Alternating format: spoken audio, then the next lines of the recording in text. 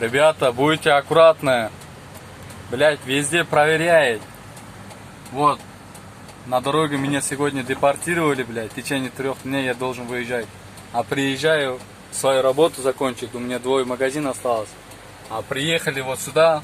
Блядь, магазин тоже проверяет. Вот грузчик испратился нахуй.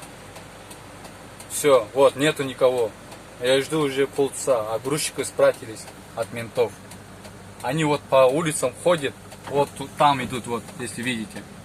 Вот где мигалка горит, дальше уже милиционеры, да, зашли в магазин. А грузчики уже спрятались. Это я вам скажу где.